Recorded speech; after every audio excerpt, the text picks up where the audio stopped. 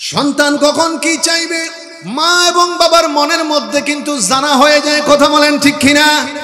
এইদিকে ঘরের মধ্যে মা ফাতেমা তিনি জানতেন ওনার সন্তানরা আজকে আসবে, ঈদের পোশাকের কথা বলবে।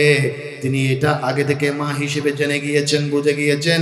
সেজন্য তিনি ঘরের ভেতরে এমন ভাবে একটা চাদর দিয়ে বসলেন, পিছন থেকে যাতে দেখলে বোঝা যায় তিনি কোনো কর্ম করছেন, কাজ করছেন, এমন ভাবে বসলেন। সামনে রুটি বানানোর ফিরা নিলেন, আর একটা রুটি বানানোর জন্য বেলুন নিলেন।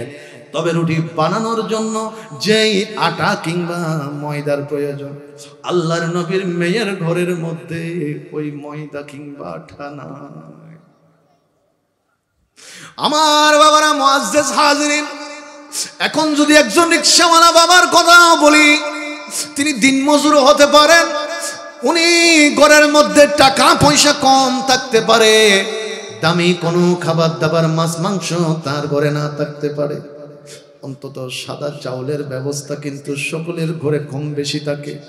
আমার নবীর মেয়ে সারা দুনিয়ার জমিনের মধ্যে যেই মহিলারা জান্নাতে যাবে, সমস্ত জান্নাতি মহিলাদের সরদার যিনি, মা ফাতেমার ঘরের মধ্যে গত 3 দিন ধরে কোনো খানা ফিনা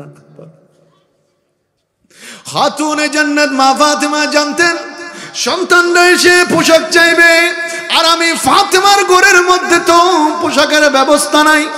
পোশাক তো দূরের কথা, গত কয়েকদিন ধরে শেষের রোজাগুলো তিনি খেজুর এবং পানি খেয়ে রেখেছেন, খেজুর এবং পানি খেয়ে রোজা ভেঙেছেন। এখন নতুন করে পোশাক করতে কেমনে দিব? মা ফাতেমা সেজন্য এমন ভাবে বসলেন, সন্তানরা পিছন থেকে এসে যেন দেখে মা জননী হয়তো রুটি বানাচ্ছে, আর রুটি বানাতে দেখে সন্তানরা যেন আবারও খেলতে চলে যায়। এইভাবে যেন গভীর রাত হয়ে যায়, সন্তানদেরকে যেন তিনি ঘুম পাড়াইয়া ফেলতে পারেন, তিনি এই চিন্তা করে বসেছেন। হযরতে হাসান ও হুসাইন আসলেন, পিছন দিক থেকে সালাম দিয়ে ডাক দিলেন, ও মা জননী খাতুনে জান্নাত মা ফাতেমা, আমরা 2 ভাই আপনার কদমের মধ্যে আসলাম। মাগো একটু বলেন না, আমার হাসান ও হুসাইনের জন্য আপনার কদমের মধ্যে কোনো পোশাকের ব্যবস্থা আছে নি? বড় করে বলেন না সুবহানাল্লাহ। মা এবং বাবা যখন সন্তানদেরকে কোনো কিছু চাওয়ার পরে দিতে না পারে, সন্তানদের চাইতে মা বাবা বেশি কষ্ট পায়। মা ফাতেমার কলিজা মুবারকটা মুসর দিয়ে উঠল, কারণ সন্তান যে পোশাক চেয়েছে, পোশাক তো এখন দিতে পারবো না, কি জবাব দিব? মা ফাতেমা মনে মনে বলে, পোশাক দেওয়া তো দূরের কথা, আগামীকাল ফজরের টাইমে, ফজর বেলা তোমরা 2 জন সন্তান যে নামাজের জন্য ঈদের নামাজে যাবে, নামাজে যাওয়ার আগে 2 লুকমা তোমাদের মুখের মধ্যে যে খাবার দিব, আমি ফাতেমার ঘরের মধ্যে সেই খাবারের ব্যবস্থা না। ওনাদের জিন্দেগি কেমন ছিল বাবা, কেমন করে ওনারা জীবন কাটিয়েছেন, কত সুন্দর ওনাদের চরিত্র মোবারক ছিল। আল্লাহর নবীর মেয়ে মা ফাতেমার চোখ দিয়ে দিয়ে পানি পড়ে, মা যখন কোনো জবাব দেয় না, ছোট্ট ছেলে হুসাইন পিছন দিক থেকে সামনে আসলেন। মায়ের ঘোমটাটা যখন হুসাইন উঠালেন, হুসাইন নজর দিয়ে দেখে আল্লাহর নবীর মেয়ে হুসাইনের মা মা ফাতেমা চোখের পানি ছেড়ে ছেড়ে কাঁদতেছে। হযরতে হুসাইন ডাক দিলেন, ও মা জননী, ও মা ফাতেমা, যদি পোশাক চাওয়ার কারণে আপনি কান্না করবেন এটা যদি জানতাম, আল্লাহর কসম রে মা, আমি এবং আমার ভাই হাসান ও হুসাইন কোনোদিন আপনার কদমের মধ্যে পোশাকের আরজি দিতাম না। বড় করে বলেন না সুবহানাল্লাহ। সন্তান যখন মা বাবার দুঃখ বুঝে, মা বাবার কষ্টটা, কান্নাটা, সুখগুলো চোখ বেয়ে বেয়ে পড়ে, মা ফাতেমা এবার হু হু করে কেঁদে উঠলেন। আর হুসাইন ও হাসান 2 ভাই ডাক দিয়ে বলেন, মাগো তোমার চোখের পানিগুলো মুছে ফেলো, কারণ তুমি যদি কান্না করো আমার নবী কষ্ট পাবে। আমার নবী কষ্ট পেলে তো আমার আল্লাহ নারাজ হয়ে যাবে। ও মা ফাতিমা, আমার উপরে, আমার ভাই হাসানের উপরে আমার নবী এবং আমার আল্লাহ যদি নারাজ হয়ে যায়, আমাদের দুনিয়ার জিন্দেগি তো শেষ, আখিরাত তো শেষ। মাগো চোখের পানি মুছে ফেলো, আমরা তোমার কাছে আর কোনোদিন ঈদের পোশাক চাইবো না। বাংলার জমিনের ৬৮,০০০ গ্রামের দিকে তাকালে প্রত্যেক গ্রামে ইমামে হুসাইনের মোহাব্বতের এই কারবালার জমিনের মাহফিল হয় না। শুধু মুন্সিবাড়ির মধ্যে, অত্র এলাকার আশেপাশে ইমামে হুসাইনের মোহাব্বতে কারবালার জমিনের মাসটা যখন এসে যায়, মুহররম শরীফ যখন চলে আসে, আশেকরা তখন এখানে যদি লক্ষ্য করতে যায়, কোটিপতি কেউ জমিনের মধ্যে বসে নাই। যদি একজন ধরি, কেউ দিনমজুর, কেউ রিক্সাওয়ালা, কেউ ঠেলাগাড়িওয়ালা, কেউ সাধারণ দিনে আনে দিনে খায়। এখানে লাখপতিও খুঁজে পাওয়া দুষ্কর হয়ে পড়বে। কিন্তু এখন যদি জিজ্ঞেস করি, মুন্সিপাড়ার জমিনে একতম নয়, দুইতম নয়, তিনতম নয়, ষষ্ঠতম হুজুর হযরতের রাসূল পাকের আওলাদ হযরত ইমামে হুসাইনের মোহাব্বতে শুহাদায়ে কারবালার এই মাহফিল চলমান রয়েছে। এতগুলি টাকা খরচ হয়ে গেল, এত শ্রম হয়ে গেল, এত কষ্ট সহ্য হলো, তারপরও কেন মাহফিল চলে? আল্লাহর পক্ষ থেকে বুঝাইয়া দেওয়া হলো, বান্দা, যেই দরবারে, যেই আশিকদের এলাকায়, যেই এলাকার মধ্যে, যেই ইউনিয়নের মধ্যে, যেই মহল্লার মধ্যে, যেই মানুষদের উপরে আমার নবীর আওলাদ ইমামে হুসাইন কারবালার জমিন থেকে নূরের নজর দান করে দেয়, ওই এলাকার মধ্যে হুসাইনের মোহাব্বতে একবার দুইবার নয়, কিয়ামত পর্যন্ত মাহফিল চলতে থাকে। বড় করে বলুন সুবহানাল্লাহ। এখানে আমরা কোনো মানুষকে খুশি করতে বসে নাই। এখানে অনেক মুরব্বী বাবা বসে আছেন, যাদেরকে অন্যরা দূর থেকে দেখলে দাঁড়িয়ে সালাম দেয়। কথা বলেন ঠিক কিনা?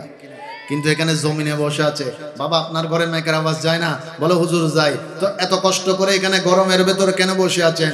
মাইকের আওয়াজের মধ্যে ঘরে শুয়ে শুয়ে তো আলোচনা শুনতে পারতেন। ওই বাবাটা জবাব দেয়, যুবক ভাই জবাব দেয়, হুজুর আপনাকে খুশি করতে তো বসি নাই, এলাকার মানুষকে খুশি করতে বসি নাই, মাহফিল কমিটিকে খুশি করতে বসি নাই। এখানে এসে গরমের ভেতর জমিনে বসে আছি একমাত্র আল্লাহ এবং নবীকে খুশি করতে। কথা বলেন ঠিক কিনা? আওয়াজ দিয়ে বলেন ঠিক কিনা? আল্লাহ এবং নবী ছাড়া আর কোন উদ্দেশ্য আছে?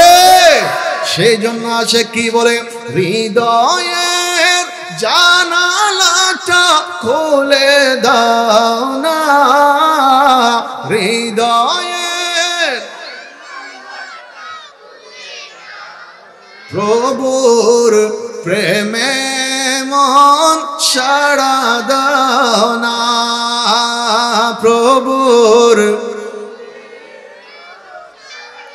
হৃদয়ের জানালাটা খুলে দাও, প্রভুর প্রেমে মন সাড়া দাও না, প্রভুর। আমার বাবারা ভাইরা গভীর মনোযোগ। আল্লাহ পাক রব্বুল আলামিন কুরআনুল কারীম ফুরকানুল হামিদের মধ্যে বড় সুন্দর করে উম্মতদের জন্য, রাসূল পাকের উম্মতের জন্য, আল্লাহর বান্দার জন্য আল্লাহ বিধান দিয়েছেন, বড় সুন্দর আল্লাহ জানিয়ে দিয়েছেন।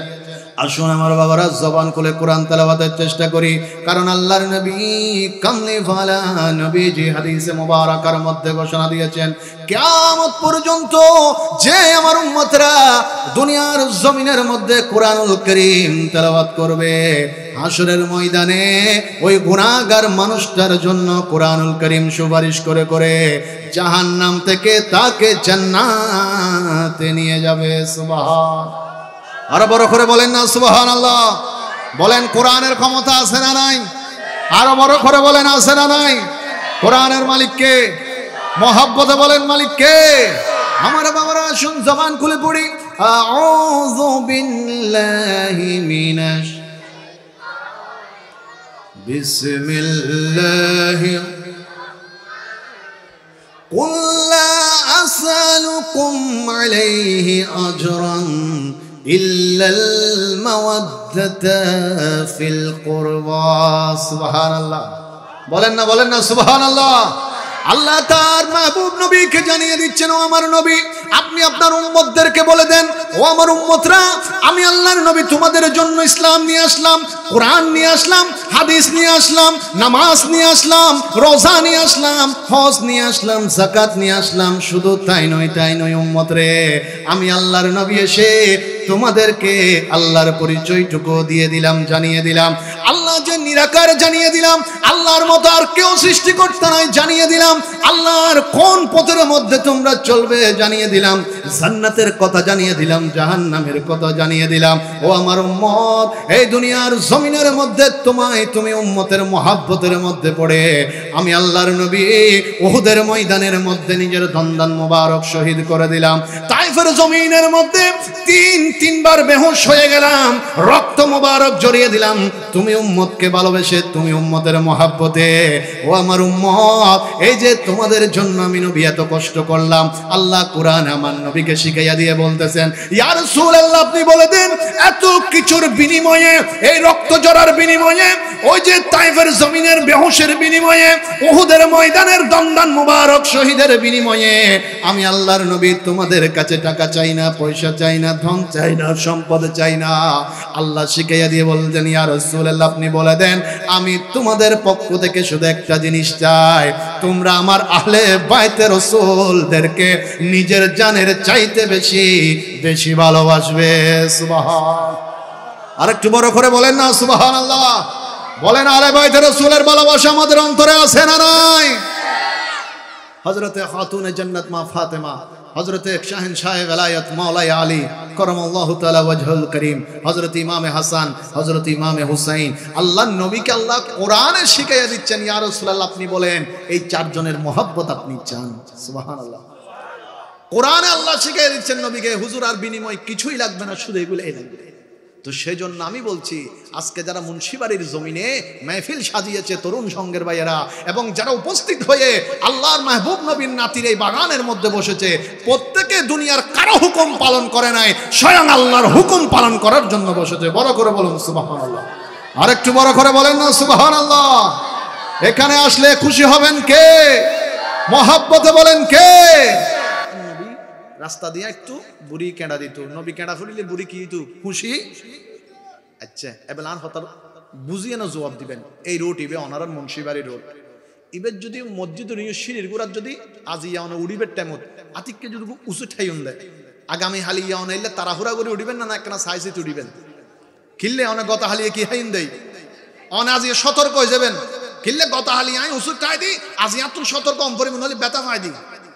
আর নবী একই রাস্তা দিয়ে আঁটের, একই রাস্তা দিয়ে আঁটের, প্রত্যেক দিন আর নবী কেডা ফুড়ের কদম মুবারকর ভিতর, তা আর নবী চাইলে তো রাস্তা ফাড়লাইতে একটু মাথন না, কথা বুঝতে পারেননি? আর নবী চাইলে রাস্তা পরিবর্তন করে দিতে পারতো, যে আজ ইয়ান্ডা কেডা ফুটতি এদল্লা অন্য রাস্তা দিয়ে যাইম, কিন্তু নবী ফাড়লাই ন দে কিল্লে আল্লাহ নবীর দুনিয়াদায় শীতল দিয়ে জাহান্নামীরা জান্নাতি বানাবেন।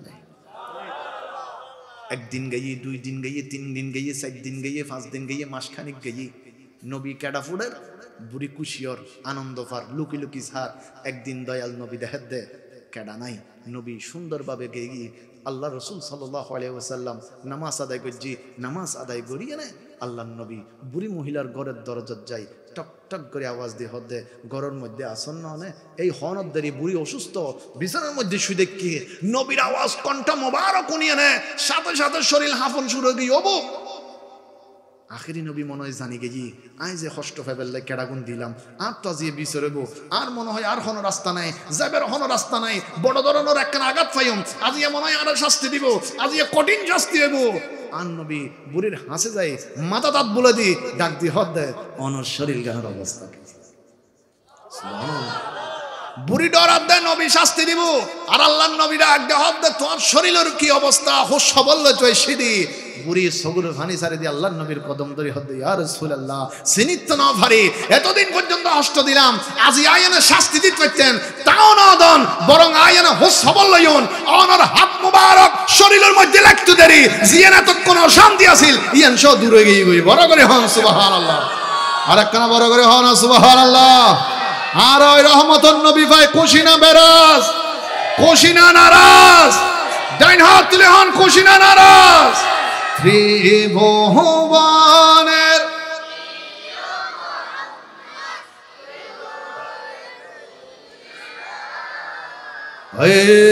রে সাগর বিজোদে আয় রে সাগর বড় করে হন না মারহাবা, আরো বড় করে হন মারহাবা।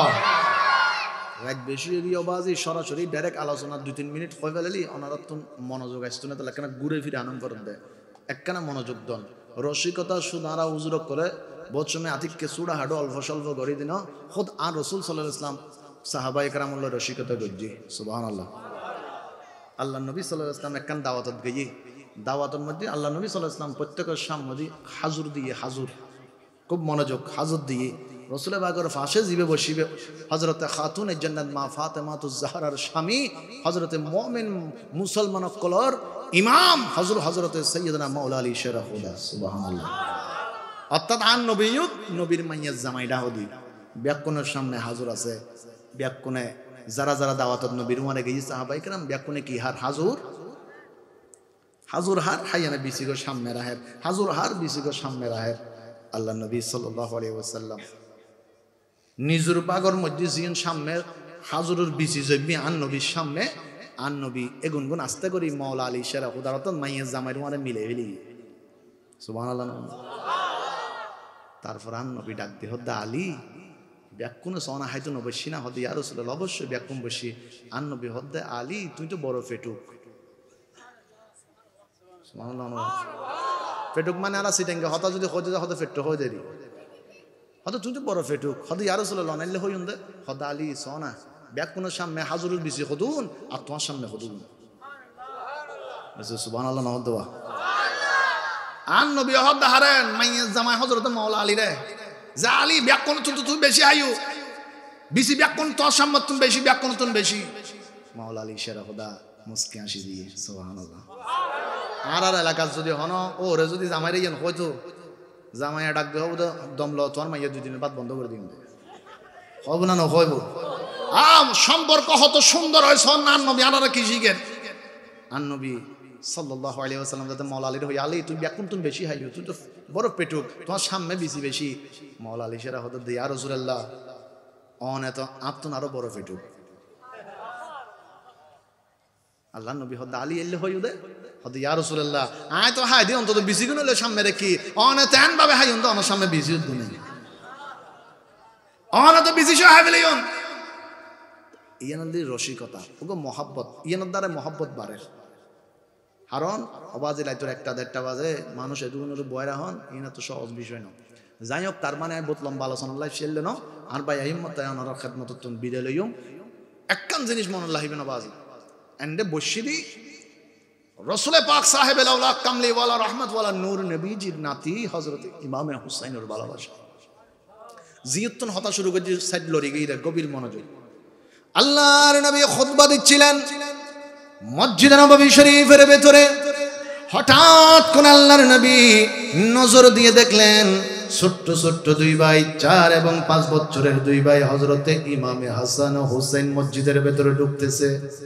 আল্লাহর নবী কামলি ওয়ালা নবী যে খুতবা বন্ধ করে দিলেন। আমার নবী খুতবা বন্ধ করে দিয়ে মিম্বর থেকে জমিনের মধ্যে নেমে গেলেন। কাছে গিয়ে ওই দরজার কাছে গিয়ে রাসূল পাকের 2 জান্নাতি হাসান ও হুসেনকে বুকের মধ্যে নিয়ে মিম্বরের উপরে আল্লাহর নবী দাঁড়িয়ে গেলেন। খুতবা দেওয়া আবার শুরু করলেন। সুবহান আরো বড় করে বলেন না সুবহানাল্লাহ। খুতবা এত দামি একটা জিনিস যে খুতবা অন্য মানুষরা মনোযোগ দিয়ে শুনতে হয় কথা বলতে পারে না এমন খুতবা কেমন নবী 2 জন নাতির জন্য বন্ধ করে দিয়ে নাতিদেরকে কোলে নিয়ে আবার আল্লাহর নবী খুতবা দিলেন। খুতবা যখন শেষ হয়ে গেল আল্লাহর নবী এবার ডাক দিয়ে বললেন উম্মতরা শোনো শোনো শোনো আমার উম্মতরা সাহাবীরা এই যে ডান হাতে হাসানের হাত ধরলেন বাম হাত মুবারকে হুসাইনেরটা ধরলেন মানুষের সামনে এইভাবে 2 হাত তুলে দিয়ে আল্লাহর নবী ডাক দিয়ে বললেন হাসান ও হুসাইনকে ও আমার সাহাবীরা তোমরা চিনো কিনা বলো। সাহাবায়ে একরাম বললেন ইয়া রাসূলুল্লাহ আমরা অবশ্যই 2 জন ভাইকে চিনি। এবার আমার নবী ডাক দিয়ে বললেন সাহাবীরা তোমরা তাহলে মনোযোগ দিয়ে শুনে নাও কিয়ামত পর্যন্ত যারা উম্মত আসবে তাদেরকে শোনাইয়া দিবে জানিয়ে দিবে এই 2 জনকে যারা ভালোবাসবে মহব্বত করবে আমি রাসূল ওয়াদা দিয়ে গেলাম কাল কিয়ামতের ময়দানে হাসরের ময়দানে আমি আমার ওই উম্মতদেরকে এইভাবে হাত ধরে ধরে জান্নাতে নিয়ে যাব। আরো বড় করে বলেন না সুবহানাল্লাহ, বলেন ইয়া রাসূলুল্লাহ। হাসান ও হুসাইনের মহব্বত আমাদের অন্তরে আছে না নাই? আল্লাহ পাক মওত পর্যন্ত কবুল করুক, আমিন বলেন। যাদের মহব্বতে বসা, এক সেকেন্ড বসা, এক সেকেন্ড, এক ঘন্টাও নয়, এক মিনিটও নয়, এক সেকেন্ড বসা। মুসলিম শরীফের হাদিসে পাকের মোবারকার মধ্যে এসেছে, যাদের মহব্বতে এক সেকেন্ড বসা 1 বছর নফল ইবাদতের চাইতে দামি। আরো বড় করে বলেন না সুবহানাল্লাহ। সারা বছর আমি নফল রোজা রাখলাম, কবুল হয়েছে কি হয় নাই কোনো গ্যারান্টি নাই, জানা নাই। সারা বছর জিকির করলাম, কবুল হলো কি হলো না গ্যারান্টি নাই। কিন্তু হযরতে আব্দুল্লাহ ইবনে মাসউদ রাদিয়াল্লাহু তাআলা আনহু বলছেন, আমাদেরকে জানাচ্ছেন, এই হাসনাইন কারিমাইন, হাসান ও হুসাইন, আলী ও ফাতেমা, 4 জনের ভালোবাসায় কিছুক্ষণ টাইম যদি এক জায়গায় তুমি বসতে পারো, তাদেরকে স্মরণ করতে পারো, এই 1 সেকেন্ড বসাটা, 1 মিনিট বসাটা, 1 ঘন্টা বসাটা, তাহলে সারা বছর নফল ইবাদতের চাইতে দামি। আরো মহব্বতে বলেন না সুবহানাল্লাহ। আল্লাহ আমাদেরকে এই মহব্বত দান করুক, আমিন বলেন।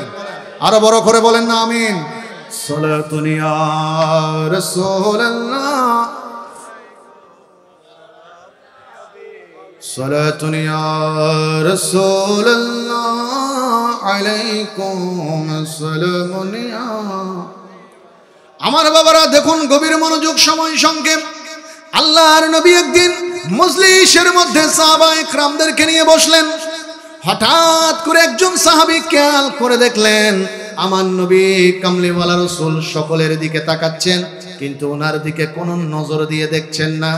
ওই সাহাবীটা মজলিস যখন শেষ হয়ে গেল, আলোচনা যখন শেষ হয়ে গেল, ওই সাহাবীটা একটু পেরেশান হয়ে চিন্তা করতে লাগলেন, হায়রে, যখনই আমার নবীর সামনে বসি, আল্লাহর নবী তো একটা নজর হলো আমার দিকে দেখতেন, কিন্তু আমার নবী আজকে একবারের জন্য আমার দিকে তো একটা নজরও দিলেন না।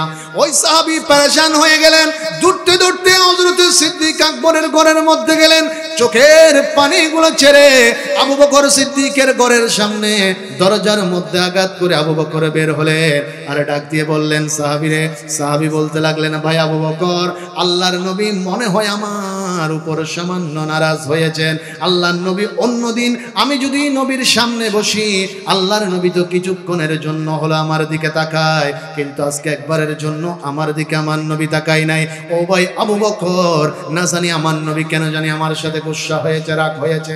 আবু বকর সিদ্দিক, আপনি তো রাসূল পাকের বুহার সাথী, সফরের সাথী, হিজরতের সাথী, আপনি একটু দোয়া করে দিন, আমার নবীর কাছে একটু সুপারিশ করুন, আল্লাহর নবী যেন আমার উপরে নারাজ না হয়। সিদ্দিক আকবর ডাক দিয়ে বললেন, ভাই তুমি কি কোরআনের আয়াত ভুলে গেছো? আল্লাহ পাক কোরআনুল কারীমের মধ্যে বলেছেন, ইন্নাল্লাযীনা ইউযুনাল্লাহা ওয়া রাসূলাহু লা'নাহুমুল্লাহ ফিদ দুনিয়া ওয়াল আখিরাহ। যারা দুনিয়াতে নবীকে কষ্ট দেয়, আল্লাহকে কষ্ট দেয়, তার দুনিয়াও শেষ, আখিরাতও শেষ। তুমি কি কোরআনে দেখো নাই? ও ভাই, তুমি তো নবীকে নারাজ করেছো, নবী তোমার উপরে অসন্তুষ্ট হয়েছে। নবী যার উপরে সন্তুষ্ট হয়, আল্লাহ তো তার উপরে নারাজ হয়ে যায়। সুতরাং আমি কোনো তোমার জন্য সুপারিশ করতে পারবো না। এই বলে যখন সাহাবীকে জানিয়ে দিলেন, ওই গরিব সাহাবীটা কাঁদতে শুরু করলেন।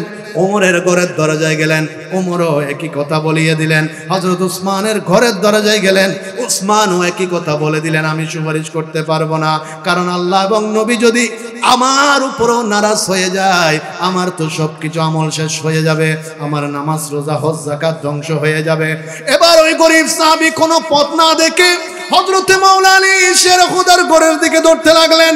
আলী রাদিয়াল্লাহু তাআলা নূর ঘরের দরজায় গিয়ে টক টক করে আওয়াজ করলেন। হযরত আলী দরজা খুললেন।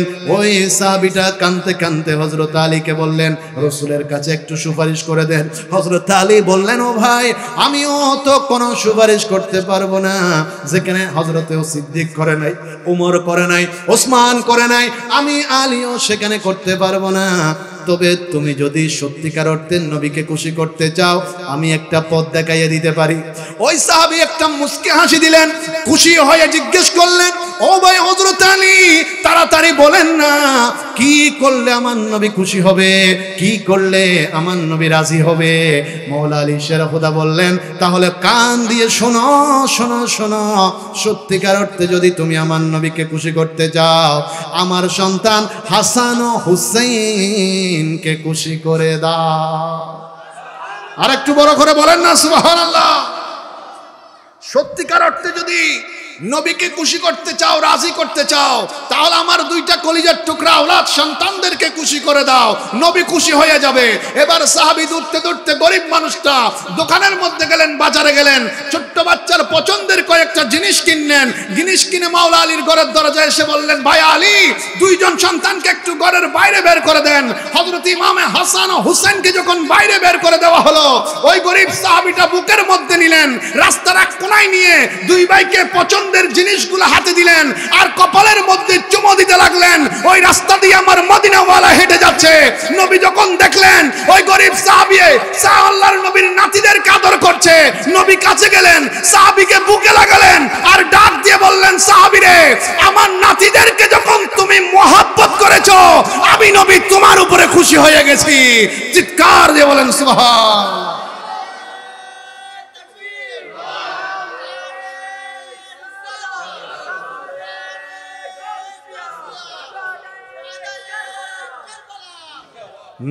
मेरे मौला हुसैन, मेरे मौला हुसैन, मेरे मौला हुसैन, मेरे मौला हुसैन, मेरे मौला हुसैन, मेरे मौला हुसैन, मेरे मौला हुसैन, मेरे मौला हुसैन, मेरे। বড় করে বলেন না মারহাবা। মুআজ্জাজ হাজরিন, একটু মনোযোগ। ইমামে হুসাইন, হযরত ইমামে হাসান, ওনাদের প্রতিটা কদম, প্রতিটা চলাফেরা কোরআন এবং সুন্নাহর ভিতরেই। সুবহানাল্লাহ। ওনাদেরকে যারা অনুসরণ করে চলবে, এই যে আমরা এমনি প্রায় সময় বলি যে অমুক আইডল, অমুক আইডল নামের সাথে লাগিয়ে দেয়। আমাকে যেখানে আইডল বলে আমি সেখানে প্রতিবাদ করি। ভাই, আমি মানুষ, দোষে গুণে মানুষ, কথা বলেন ঠিক কিনা?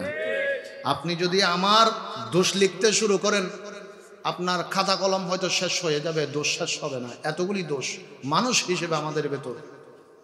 সেই জন্য আমরা যারা মুসলমান, মুমিন, ইমানদার, আমাদের আইডল একমাত্র আল্লাহর নবী। আর যারা আমরা যুবক আছি, যুবকদের আইডল হচ্ছে হযরত ইমামে হাসান ও হুসাইন। আরো বড় করে বলেন না সুবহানাল্লাহ। উনাদেরকে অনুসরণ করবেন, আপনার জিন্দেগিতে কোনো ভুল থাকবে না। কিন্তু আপনি আমার মতো একজনকে আইডল বানাই আপনি অনুসরণ করেন, আপনার কদমে কদমে ভুল পাবেন। আপনি প্রত্যেকটা জায়গার মধ্যে নিষ্পাপ, নিষ্কলুষ থাকার সুযোগ থাকবে না, কিন্তু ওনাদেরকে অনুসরণ করেন। দেখেন, ছোট্ট একটা কথা বলি, আপনি খুব গভীর মনোযোগ। হযরত ইমামে হুসাইন রাদিয়াল্লাহু তাআলা বয়স 5 কিংবা 6 বছর, 5 কিংবা 6 বছর। তিনি নজর দিয়ে দেখলেন একজন মুরব্বী উজু করতেছেন, উজু করার সময় একটু ভুল করেছেন। মনোযোগ আছে বাবা, একটু খেয়াল করেন। মুরব্বী উজু করছেন, উজুর মধ্যে কি হয়েছে? ভুল হয়েছে। কে দেখলেন? হযরত ইমামে হুসাইন রাদিয়াল্লাহু তাআলা। বড় না ছোট? ছোট। তিনি দেখলেন। ওনার জায়গায় আমি আপনি হলে মুরব্বীকে ডাক দিয়ে বলতাম, চাচা বয়স এত হয়েছে এখনো উজু শিখতে পারেন নাই, লজ্জা দিতাম, ডাক দিয়ে ছোট করতাম। হযরতে হুসাইন কি শিক্ষা দিচ্ছেন আমাদের যুবকদেরকে। হুসাইন বললেন, মুরব্বী যখন উঠে গেলেন, ইমামে হুসাইন বললেন, চাচা আপনি তো উজু করলেন, ভালো কথা। চাচা আমি ছোট মানুষ, আমি একটু উজু করি, আপনি একটু দেখেন আমার উজুর মধ্যে কোনো ভুল হয় কিনা। আর একটু বড় করে বলেন না সুবহানাল্লাহ।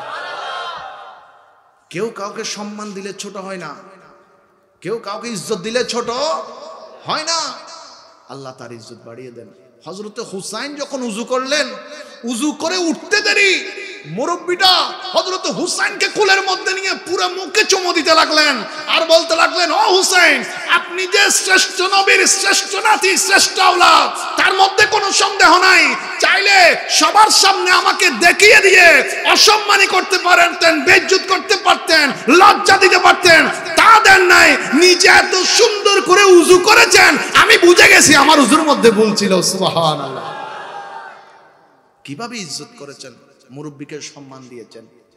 ইন তুকরিমুনি উকরিমুকা, তুমি আমাকে সম্মান করো আমিও তোমাকে সম্মান করব। ইজ্জত দিলে ইজ্জত পাওয়া যায়। আল্লাহ পাক আমাদেরকে এক অন্যকে সম্মান করার তৌফিক দান করুন। আর একখানা বড় করে হলো না। মুআজ্জাজ হাজিরিন, আগামীকাল জুমা নিয়ে আমাদের মধ্যে কতগুলি ভুল জিনিস আছে, ছোটখাটো, বেশি বড় না। যেমন মসজিদের মধ্যে অনেক সময় যেগুলো, বিশেষ করে যে মসজিদে এসি আছে অথবা যেই ফ্যানটা একটু স্পিডে ঘুরে, আমরা চেষ্টা করি মানুষের কাঁধের উপরে ফা দিয়ে দিয়ে দিয়ে দিয়ে কোনো রকম ওই জায়গা পর্যন্ত যাইতে পারলেই হলো। এগুলো আমাদের মধ্যে ভুল আছে, এটা হাদিস শরীফের মধ্যে নিষেধ।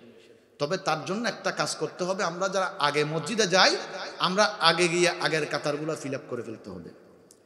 তখন আরেকজন পিছনে যে নিয়ে আসবেন তিনি পিছনে জায়গা বলে পিছনে বসবেন। এখন আমরা কয়েকটা জায়গা সামনে রেখে দিই, ওই আরেকজন ডিঙ্গিয়ে ডিঙ্গিয়ে ডিঙ্গিয়ে ডিঙ্গিয়ে এসে সামনে বসার চেষ্টা করে। এটা হাদিসের খেলাফ, হাদিসে পাকে নিষেধ আছে। তো সুতরাং এই বিষয়গুলো আল্লাহ আমাদেরকে খেয়াল করার তৌফিক দান করুন। আর একটু বড় করে বলেন। মুআজ্জাজ হাজিরিন, তরকারি ছাড়া কোনোদিন কেউ ভাত খাইছেন? কেউ অভাবে পড়ে খাইলেও এতটুকু খেয়েছেন যে যার ঘরের মধ্যে সাদা ভাত আছে তিনি অন্তত পানি দিয়ে লবণ মিশিয়ে খেয়েছেন। পানি আর লবণ ছাড়া কেউ খায় নাই, অন্তত সাদা ভাত। তো তরকারি ছাড়া যেমন ভাতের কোনো দাম নাই, আল্লাহর কাছে সুন্নত ছাড়া ফরজেরও কোনো দাম। আমার নবী অনেক ভালো করে জানতেন যে উম্মতদের নামাজ কেমন হবে। উম্মত নামাজের নিয়ত করবে, নামাজের ভিতরে ব্যবসার চিন্তা আসবে। কথা বলেন না ঠিক কিনা? উম্মত নামাজের নিয়ত করবে, নামাজের ভিতরে পরীক্ষার টেনশন আসবে। আমার নবী ভালো করে জানতেন, সেজন্য আল্লাহ রাসূল সাল্লাল্লাহু আলাইহি ওয়াসাল্লাম নামাজের আগে এবং পরে সুন্নত লাগিয়ে দিয়েছেন, যাতে আল্লাহ বান্দার ফরজের দিকে না দেখে নবীর সুন্নতের দিকে দেখে উম্মতের নামাজটুকু কবুল করে নেন। সুবহানাল্লাহ। নবী সেজন্য সুন্নত আগে পরে রেখে মাঝখানে ফরজটা রেখে আমাদের জন্য শিক্ষা রেখে দিয়েছেন। সুবহানাল্লাহ। বাবা সুবহানাল্লাহ বলতে কষ্ট হচ্ছে। একটা হাদিস বলে আপনাদের খেদমতের মধ্যে, নুজহাতুল মাজালিস কিতাবে আল্লামা ইমাম সাফুরি রাহমাতুল্লাহ আলাইহি নোট করেছেন, আল্লাহর নবী হাদিসে মুবারকের মধ্যে বলেছেন, যারা দুনিয়ার জমিনের মধ্যে একবার সুবহানাল্লাহ বলে আল্লাহকে ভালোবেসে আল্লাহর গুণগান করে প্রশংসা করে ডাক দিবে, হাসরের ময়দানে যখন দাড়ি পাল্লার মধ্যে তার সওয়াবগুলো রাখা হবে, ডান দিকে সওয়াব বাম দিকে গুনাহ, আল্লাহর রহমতের ফেরেশতারা যখন এই একজন বান্দার একটা মাত্র সুবহানাল্লাহ শব্দ ওই দাড়ি পাল্লার মধ্যে নিয়ে রাখবে, এই একটা শব্দের ওজন হাসরের ময়দানের মধ্যে আমার নবী ঘোষণা দিলেন দুইটা পৃথিবীর সমান হবে। আর একটু বড় করে বলেন না সুবহানাল্লাহ। এই সাওয়াবিয়া নারাতুল্লাহ বোনানো লাইব তাহলে বড় করে জবান খুলে একবার হাম সুবহানাল্লাহ। আল্লাহর নবী আমাদেরকে জানিয়ে দিয়েছেন, যখন রোজা রাখতে হবে চাঁদ দেখে রাখবে, আর রোজা ছাড়তে হবে চাঁদ দেখে রোজা ছাড়তে হবে। আল্লাহ রাসূল সাল্লাল্লাহু আলাইহি ওয়াসাল্লাম মদিনাতুল মুনাওয়ারা শরীফের মধ্যে আগামীকালকে ঈদের দিনের চাঁদ উদয় হয়েছে।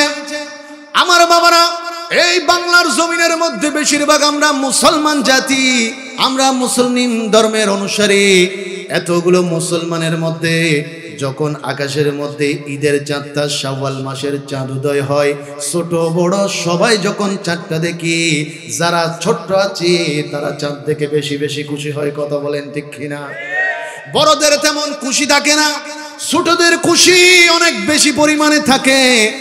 মদিনাতুল মুনাওয়ারার মধ্যে ঈদের চাঁদ উদয় হলো, ছোট্ট ছোট্ট বাচ্চারা চাঁদ দেখে দেখে দৌড়াদৌড়ি করতেছে, ঈদ মুবারক জানাচ্ছে, একজন আরেকজনকে বলা বলি করছে, আমার ঈদের পোশাকটা বড় সুন্দর, আরেকজন বলে না না আমারটা বেশি সুন্দর। এই বলে ছোট বাচ্চাদের মতো করে একজন আরেকজনের সঙ্গে কথাগুলো বলছিল। হঠাৎ করে একজন শিশু হযরত ইমামে হাসান ও হুসাইন দুই ভাইকে ডাক দিয়ে বললেন, হাসান ও হুসাইন, তোমরা তো রাসূলের নাতি, আরবের জমিনের বাদশার নাতি, বলো না তোমাদের পোশাকগুলা কেমন? এক ভাই আরেক ভাইয়ের দিকে দেখে আর মনে মনে বলে, আমরা দুই ভাই যদিও রহমতের নবীর নাতি, তবে আমাদের তো এখনো পর্যন্ত ঈদের পোশাকের ব্যবস্থা হয়নি। আমার বাবারা, সন্তান কখন কি চাইবে মা এবং বাবার মনের মধ্যে কিন্তু জানা হয়ে যায়। কথা বলেন ঠিক কিনা? এইদিকে ঘরের মধ্যে মা ফাতেমা তিনি জানতেন ওনার সন্তানরা আজকে আসবে, ঈদের পোশাকের কথা বলবে। তিনি এটা আগে থেকে মা হিসেবে জেনে গিয়েছেন, বুঝে গিয়েছেন। সেজন্য তিনি ঘরের ভেতরে এমন ভাবে একটা চাদর দিয়ে বসলেন, পিছন থেকে যাতে দেখলে বোঝা যায় তিনি কোনো কর্ম করছেন, কাজ করছেন। এমন ভাবে বসলেন, সামনে রুটি বানানোর ফিরা নিলেন, আর একটা রুটি বানানোর জন্য বেলুন নিলেন। তবে রুটি বানানোর জন্য যেই আটা কিংবা ময়দার প্রয়োজন, আল্লাহর নবীর মেয়ের ঘরের মধ্যে ওই ময়দা কিংবা আটা নাই।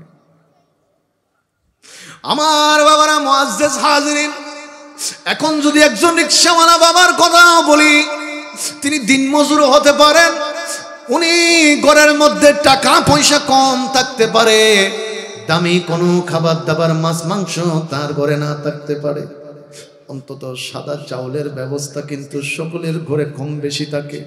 আমার নবীর মেয়ে সারা দুনিয়ার জমিনের মধ্যে যেই মহিলারা জান্নাতে যাবে, সমস্ত জান্নাতি মহিলাদের সরদার যিনি, মা ফাতেমার ঘরের মধ্যে গত 3 দিন ধরে কোনো খানা ফিনা খাতুনে জান্নাত মা ফাতেমা জানতেন সন্তানরা এসে পোশাক চাইবে, আর আমি ফাতেমার ঘরের মধ্যে তো পোশাকের ব্যবস্থা নাই। পোশাক তো দূরের কথা, গত কয়েকদিন ধরে শেষের রোজাগুলো তিনি খেজুর এবং পানি খেয়ে রেখেছেন, খেজুর এবং পানি খেয়ে রোজা ভেঙেছেন। এখন নতুন করে পোশাক করতে কেমনে দিব? মা ফাতেমা সেজন্য এমন ভাবে বসলেন, সন্তানরা পিছন থেকে এসে যেন দেখে মা জননী হয়তো রুটি বানাচ্ছে, আর রুটি বানাতে দেখে সন্তানরা যেন আবারও খেলতে চলে যায়। এইভাবে যেন গভীর রাত হয়ে যায়, সন্তানদেরকে যেন তিনি ঘুম পাড়াইয়ে ফেলতে পারেন, তিনি এই চিন্তা করে বসেছেন। হযরতে হাসান ও হুসাইন আসলেন, পিছন দিক থেকে সালাম দিয়ে ডাক দিলেন, ও মা জননী, হাতুনে জান্নাত মা ফাতেমা, আমরা 2 ভাই আপনার কদমের মধ্যে আসলাম। মাগো একটু বলেন না, আমার হাসান ও হুসাইনের জন্য আপনার কদমের মধ্যে কোনো পোশাকের ব্যবস্থা আছে নি? বড় করে বলেন না সুবহানাল্লাহ। মা এবং বাবা যখন সন্তানদেরকে কোনো কিছু চাওয়ার পরে দিতে না পারে, সন্তানদের চাইতে মা বাবা বেশি কষ্ট পায়। মা ফাতেমার কলিজা মুবারকটা মুসর দিয়ে উঠল, কারণ সন্তান যে পোশাক চেয়েছে, পোশাক তো এখন দিতে পারবো না, কি জবাব দিব? মা ফাতেমা মনে মনে বলে, পোশাক দেওয়া তো দূরের কথা, আগামীকাল ফজরের টাইমে, ফজর বেলা তোমরা 2 জন সন্তান যে নামাজের জন্য ঈদের নামাজে যাবে, নামাজে যাওয়ার আগে 2 লুকমা তোমাদের মুখের মধ্যে যে খাবার দিব, আমি ফাতেমার ঘরের মধ্যে সেই খাবারের ব্যবস্থা না। ওনাদের জিন্দেগি কেমন ছিল বাবা, কেমন করে ওনারা জীবন কাটিয়েছেন, কত সুন্দর ওনাদের চরিত্র মোবারক ছিল। আল্লাহর নবীর মেয়ে মা ফাতেমার চোখ দিয়ে দিয়ে পানি পড়ে, মা যখন কোনো জবাব দেয় না, ছোট্ট ছেলে হুসাইন পিছন দিক থেকে সামনে আসলেন। মায়ের ঘোমটাটা যখন হুসাইন উঠালেন, হুসাইন নজর দিয়ে দেখে আল্লাহর নবীর মেয়ে হুসাইনের মা মা ফাতেমা চোখের পানি ছেড়ে ছেড়ে কাঁদতেছে। হযরতে হুসাইন ডাক দিলেন, ও মা জননী, ও মা ফাতেমা, যদি পোশাক চাওয়ার কারণে আপনি কান্না করবেন এটা যদি জানতাম, আল্লাহর কসম রে মা, আমি এবং আমার ভাই হাসান ও হুসাইন কোনোদিন আপনার কদমের মধ্যে পোশাকের আরজি দিতাম না। বড় করে বলেন না সুবহানাল্লাহ। সন্তান যখন মা বাবার দুঃখ বুঝে, মা বাবার কষ্টটা, কান্নাটা, সুখগুলো চোখ বেয়ে বেয়ে পড়ে, মা ফাতেমা এবার হু হু করে কেঁদে উঠলেন। আর হুসাইন ও হাসান 2 ভাই ডাক দিয়ে বলেন, মাগো তোমার চোখের পানিগুলো মুছে ফেলো, কারণ তুমি যদি কান্না করো আমার নবী কষ্ট পাবে। আমার নবী কষ্ট পেলে তো আমার আল্লাহ নারাজ হয়ে যাবে। ও মা ফাতিমা, আমার উপরে, আমার ভাই হাসানের উপরে আমার নবী এবং আমার আল্লাহ যদি নারাজ হয়ে যায়, আমাদের দুনিয়ার জিন্দেগি তো শেষ, আখিরাত তো শেষ। মাগো চোখের পানি মুছে ফেলো, আমরা তোমার কাছে আর কোনোদিন ঈদের পোশাক চাইবো না। বড় করে বলেন না সুবহানাল্লাহ, আরো বড় করে বলেন সুবহানাল্লাহ, বলেন ইয়া রাসূলুল্লাহ। হযরতে হাসান কারীমাইন কাঁদেন, মা ফাতিমাও কাঁদেন। ইন দি মেন টাইমে হযরতে মাওলা আলী ঘরের ভেতরে ঢুকে দেখে মা ফাতিমা ওনার বিবি কাঁদতেছে, হযরতে হাসান ও হুসাইন কাঁদেন। মাওলা আলী জিজ্ঞেস করলেন, ফাতিমা ঘরে কি কোনো সমস্যা হয়েছে কিনা? মা ফাতিমা বললেন, ও প্রাণের স্বামী হযরতে আলী, দেখেন না সন্তানরা পোশাক চেয়েছে, দিতে পারি না, আমি মা জননী, তাই চোখের পানি ফেলে কাঁদি। মাওলা আলী এই কথা শুনে চোখের কোণার মধ্যে পানি জমে গেল। মা ফাতিমা বললেন, হযরত আলী আপনি আমাদেরকে সান্ত্বনা দিবেন, উল্টা আপনি নিজেই তো চোখের পানি ছেড়ে কাঁদতেছেন, আপনার চোখের পানি বন্ধ করেন। ও হযরত আলী, আমি ফাতিমার মনে বলে আমি আপনি দুইজনে মিলে, মা বাবা মিলে যেহেতু পোশাক দিতে পারলাম না, আমার দুইজন সন্তানকে নিয়ে যদি আমার দয়াল নবীর কদম মোবারকের মধ্যে যেতে পারি, আমি ফাতেমার বিশ্বাস আমার নবীর কদমের মধ্যে আমার দুইটা কলিজার টুকরা সন্তানের জন্য পোশাকের ব্যবস্থা হয়ে যাবে। আরো বড় করে সুবহানাল্লাহ। মাওলা আলী হাসানকে ধরলেন, হযরতে ফাতেমা হুসাইনকে ধরলেন, আল্লাহ নবীর দরবারের দিকে রওনা করলেন।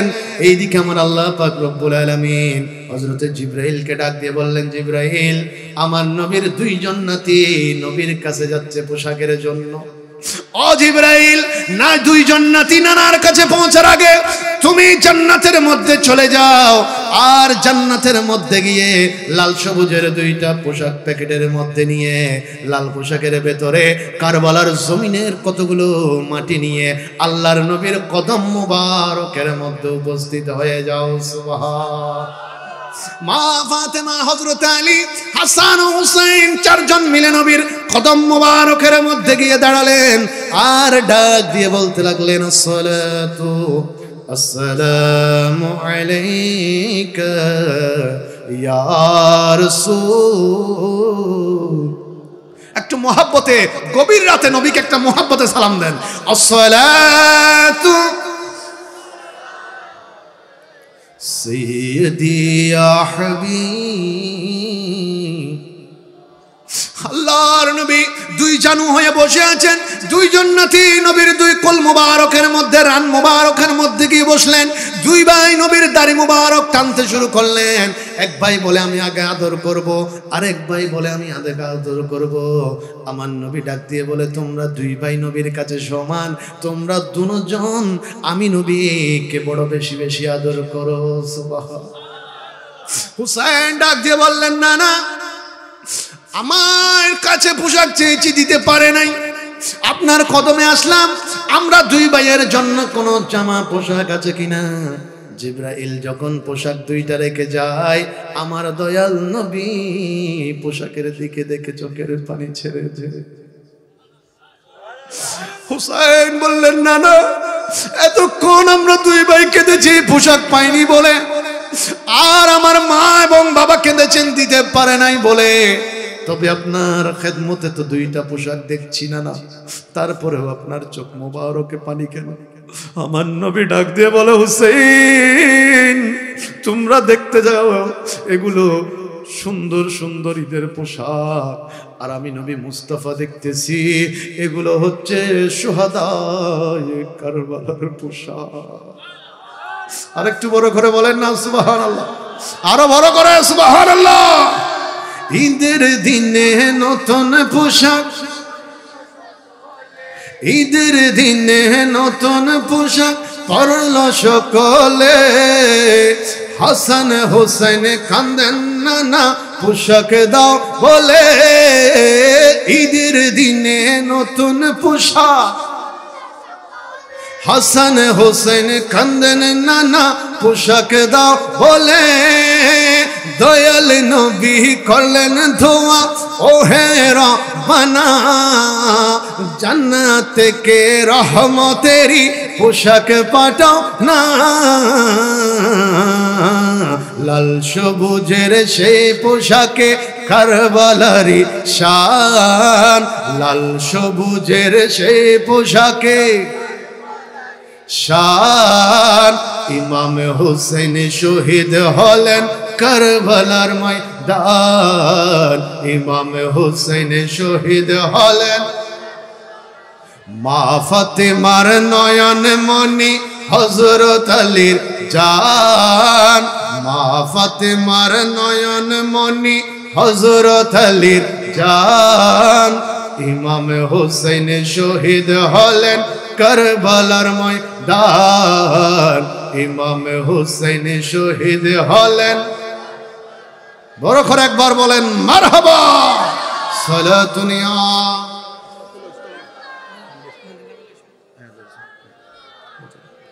সালাতুন ইয়া রাসূলুল্লাহ মুআজ্জাজ হাজরিন আল্লাহর নবী বললেন হুসাইন তোমরা দেখছো ঈদের পোশাক এগুলো ঈদের পোশাক নয় শাহাদায়ে কারবালার পোশাক হুসাইন বললেন না না কারবালা কোন জমিন কারবালা কোন দেশ কোনদিন তো কারবালার নাম শুনি নাই আল্লাহর নবী বললেন ও হুসাইন আমার কলিজার টুকরা নাতি কারবালার জমিন হচ্ছে ওই জমিন 61 হিজরির মধ্যে কায়েম হবে আমি রাসূল যাওয়ার পরে একজন মুনাফিক এই রাজতন্ত্রকে কায়েম করবে ওই মুনাফিক মাকে বিয়ে করা জায়েজ করে দিবে জুমার নামাজ বন্ধ করে দিবে মদ খাওয়া হালাল করে দিবে সমস্ত নাফরমানিকে হালাল করে দিবে তো ওই মুহূর্তে যদি আমার কোন আওলাদ নিজের জান মুবারককে কুরবান করে দেয় ইসলামের জন্য আল্লাহ ওয়াদা দিয়েছে আমার ওই আওলাদের জানের বিনিময়ে দ্বীন ইসলাম কায়েম হয়ে যাবে কিয়ামত পর্যন্ত সময়ের জন্য হুসাইন ডাক দিয়ে বললেন না না একটু বলেন না কারবালার পোশাক কোনটা নবী মুস্তাফা বললেন লাল পোশাকটা কারবালার হুসাইন 5 বছরের শিশু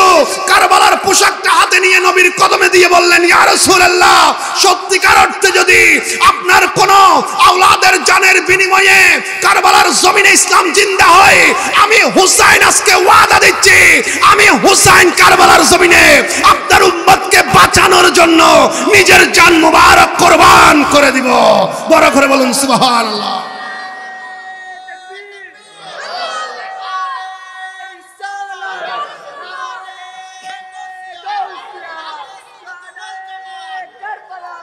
বলেন বলেন নবীর মতো কোন নবী আছে নবীর নাতির মতো কোন নাতি আছে বড় করে বলেন আছে वो मेरा नबी मेरा नबी मेरा नबी है वो मेरा नबी मेरा नबी मेरा नबी है वो मेरा नबी मेरा नबी मेरा नबी है वो मेरा नबी वो जिसके लिए महफिल को नैन सजी है फिरदौस बड़ी जिसके वसीले से बनी है वो हाशिमी की मदनी यूं अरबी है वो मेरा नबी है वो मेरा नबी বড় করে একবার বলেন না মারহাবা সালাতুন ইয়া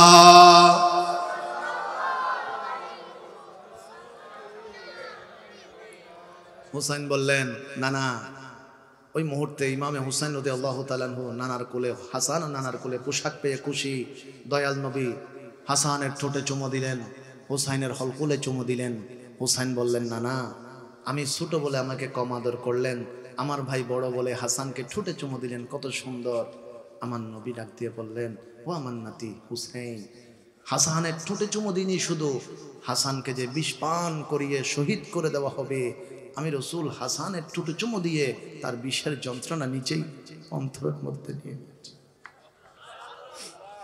হুসাইন তোমার হলকুলে চুমু দিইনি তোমার গলার হলকুলটাকে পাথরের মতো শক্ত করে দিয়েছি যাতে ওই ইয়াজিদ বাহিনী হাজার চেষ্টা করলে তোমার গলার উপরে ছুরি যেন চালাতে না পারে। সেজন্য হুসাইনের শাহাদাত গলার সম্মুখভাবে নয়, পিছনের দিকে সেজদার মধ্যে ওনাকে শহীদ করা হয়েছে। সুবহানাল্লাহ।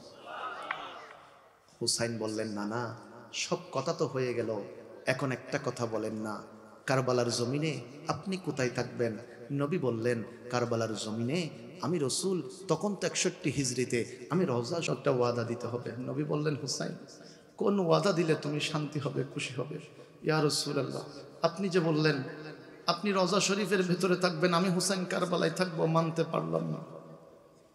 ইয়া রাসূলুল্লাহ, একটা ওয়াদা আপনাকে দিতে হবে, কারবালার জমিনে আমি হুসাইন যখন 61 হিজরিতে ইরাকের জমিনের মধ্যে কারবালায় থাকবো, যখন আমি হুসাইনকে সেজদার মধ্যে কোরবান করে দেওয়ার প্রস্তুতি নেওয়া হবে, ইয়া রাসূলুল্লাহ, আমি হুসাইনের মাথাটা যেন আপনার কোলের মধ্যে থাকে। আর একটু বড় করে বলেন না সুবহানাল্লাহ।